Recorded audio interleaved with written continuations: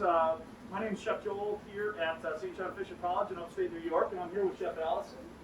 And we are going to kick off the virtual teaching kitchens that we are putting together for the Charles area. And Chef Allison today is going to feature a scratch-made pumpkin pie. I'm going to have Chef Allison actually put together our batter for the fresh pumpkin pie. Introducing the ingredients would be a pumpkin puree. We've got some cage-free whole eggs, some evaporated milk. We've got our standard spices that go in the pumpkin pie, which include clove, ginger, and cinnamon. And then we also have an abundance of sugar as needed for, obviously, any dessert that Allison makes. Absolutely. Yep, and I'm going to take a step back and let Allison make the batter. Okay guys, it's pretty simple. It's a basic custard. So what we're going to do is we're going to get all of our pumpkin puree out of our container. It's easiest to do with a rubber spatula, that way you make sure you get it all. I'm sure you've heard before, baking is a science, so we want to make sure we get all the ingredients out. Okay, so we got that in there. So next we're going to add 2 whole eggs. So we add it right in. We have some evaporated milk that we're going to add in there. We also have our spices, which Chef Joel already explained to us. And then we have some sugar and a little bit of salt, just gives it a little bit better of a flavor. So we take our whisk and we're just going to mix everything all together. It can get a little messy, so just kind of go slow at first and then just mix it all up in there. And it's looking pretty good. Next thing we're going to do is we're going to add it to our pie shell. Okay, so to introduce the pie shell as well, there's a few ways to do this. Obviously, if you're at home and you don't want to put together the fresh dough, you're more than welcome to get a store-bought one. But let's make sure it's raw, not cooked. A lot of the time, what pastry chefs will do is they'll actually blind bake the pies in order to have the ingredients and the pie itself cook at a commensurate level. With pumpkin pie, because it's a custard base, and the amount of time it cooks, we recommend actually using a raw pie dough. So Allison's going to go ahead and add this into the pie, and then we'll show you our final product, which she put together prior to the cooking video. Okay, we're going to start out, I just put this in the pie shell already. I'm just going to show you real quick a basic fluting. You can just take your thumb and your index finger and you just slightly pinch it as you go along.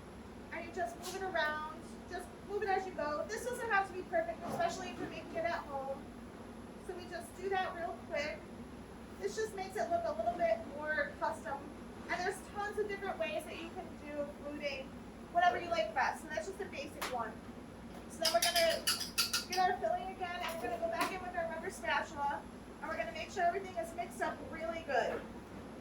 And then we're going to scrape it all into our bowl. Try not to make too much of a mess, but if you do, it's okay. All right, and you can see that Chef Allison put together a pie last night. We recommend letting the pie and the custard set overnight for the best possible product. So here we have the finished product.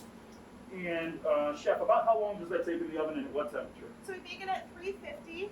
We use convection oven, so at home you can go up to 400. And we bake it for about 20 to 30 minutes. Okay. And then if it still doesn't seem like it's completely done, you can just decrease the temperature by about 25 degrees. And bake it until it comes out clean. So I just stuck a little knife in there and make sure that it comes out clean. You know, another method you can use at home too is the toothpick method. I'm sure everybody's seen when checking a custard. What Chef Allison is referring to is, putting a knife or a toothpick in there and pulling it out as it comes clean. It means the custard and the egg have set, and you have a finished and safe to eat product. Okay, so Allison has, cooked this pie a day ahead. I recommend that for anybody that is cooking this dessert because it sets up nicely overnight and cuts better. And you can see how cleanly it cut.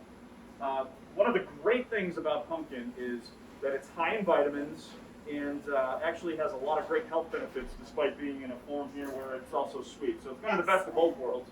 But what we're going to do is I'm going to have Chef Allison finish the dish.